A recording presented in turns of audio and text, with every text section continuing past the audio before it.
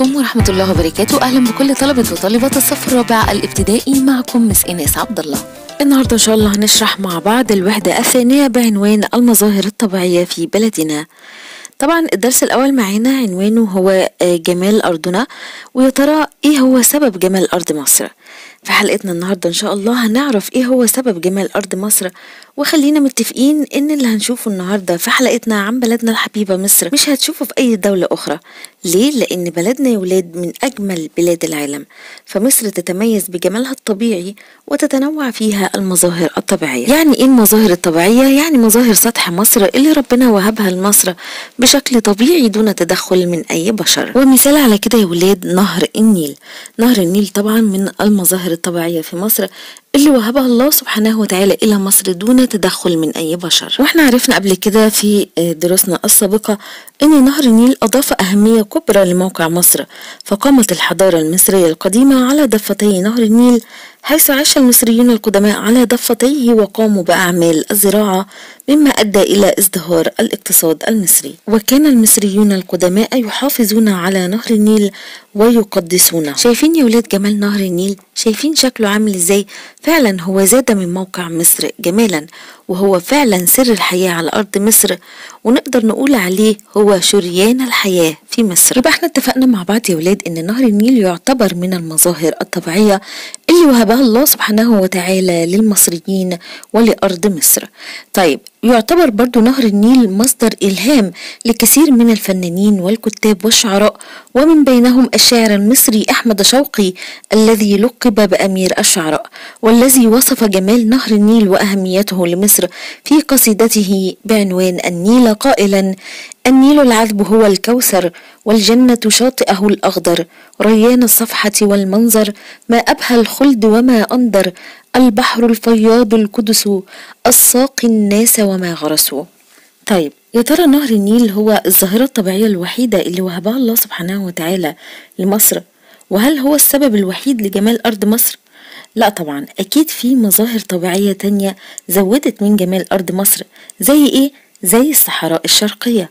الصحراء الشرقية بتقع في شرق نهر النيل، وتوجد فيها صخور صلبة وجبال شاهقة وهضاب عالية، وبجوارها البحر الأحمر الذي توجد فيه العديد من الجزر. ونخلي بالنا طبعا من المصطلحات الجغرافية لبعض مظاهر السطح اللي احنا عمالين نقولها دلوقتي، زي الجبال والهضاب والمرتفعات والمنخفضات والجزر. كل ده طبعا هنشرحه بالتفصيل دلوقتي، خليك معايا. ونرجع تاني لموضوعنا اللي هو ما سبب جمال أرض مصر. احنا اتكلمنا دلوقتي على ظاهرتين طبيعيتين اللي هو نهر النيل وكمان الصحراء الشرقية، وشفنا قد ايه المناظر فيها خلابة وجميلة وكلها مناظر طبيعية وهبها الله سبحانه وتعالى لمصر. طب يا ترى عندنا أماكن تانية جميلة وطبيعية تزين أرض مصر وتزيدها جمالا؟ أيوة، عندنا الصحراء الغربية. الصحراء الغربية يا ولاد بتقع في الجانب الآخر غرب نهر النيل، وتتميز بالرمال الصفراء والهضاب والمنخفضات. شايفين طبعا المناظر الجميلة والطبيعية والخلابة، واللي بتعتبر مصدر جذب سياحي مهم جدا في بلدنا الحبيب مصر. وتعالوا كده نراجع تاني على الأجزاء اللي اتكلمنا عنها دلوقتي في أرض مصر واحفظها كويس. احنا اتكلمنا عن نهر النيل والصحراء الشرقية والصحراء الغربية. يا ترى فاضل أي جزء تاني ما اتكلمناش عنه في أرض مصر؟ برافو عليك، فاضل الجزء دوت وهو اسمه شبه جزيرة سيناء. شبه جزيرة سيناء يا ولاد بيطلق عليها أرض الفيروز، وطبعا هي سميت بهذا الاسم لأن أرض سيناء الحبيبة تمتلئ بالمعادن والأحجار، وخاصة أحجار الفيروز. وتعالوا كده نشوف مع بعض المناظر الطبيعية الخلابة التي زادت من جمال أرض مصر والموجودة في شبه جزيرة سيناء.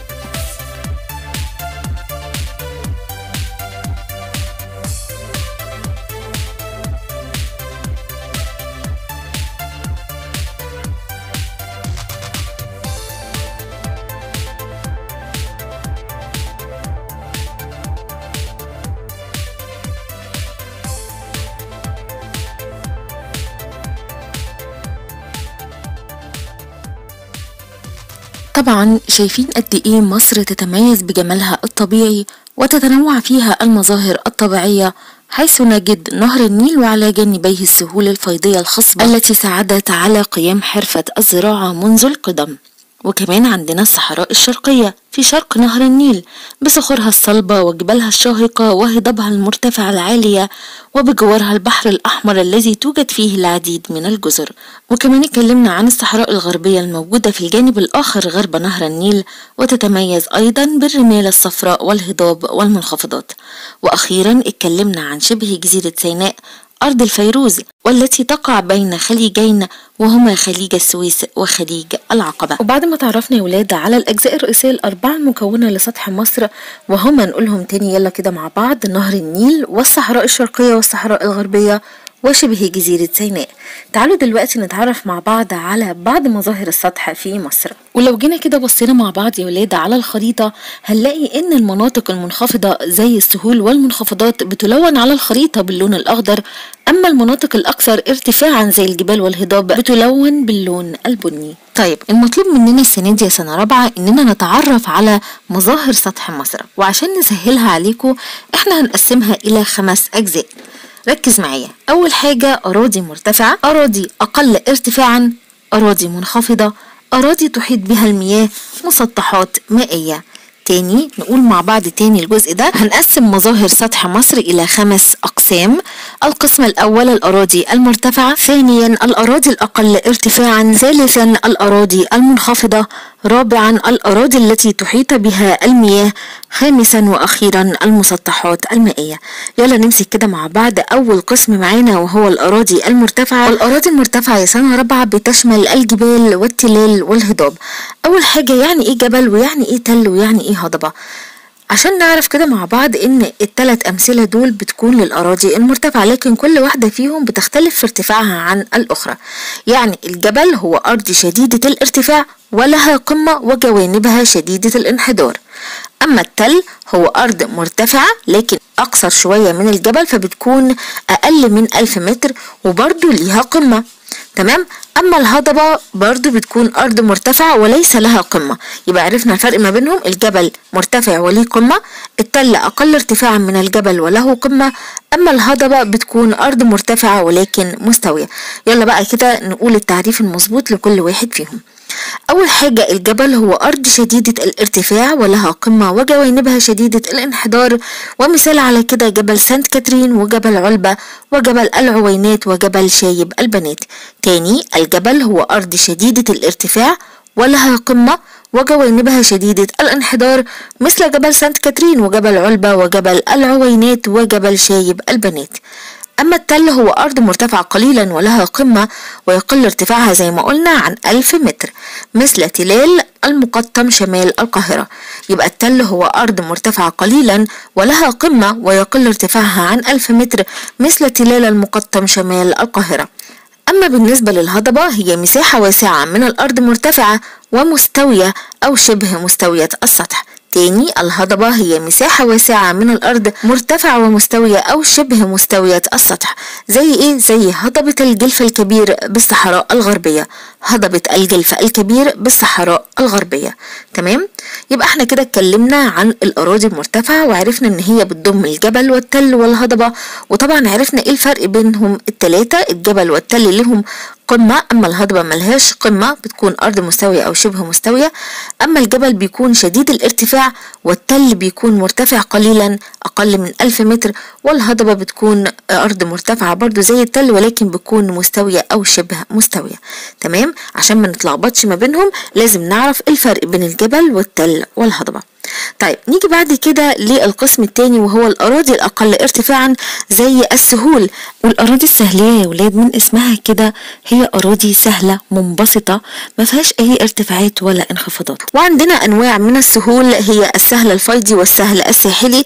السهل الفيضي هو مساحة من الأرض مستوية قليلة الارتفاع وتتكون من رواسب الأنهار. يبقى السهول الفيضية دايما بتكون موجودة على جانبي الأنهار زي سهول نهر النيل. أما السهل الساحلي هو مساحة مستوية من الأرض تمتد على طول ساحل البحر.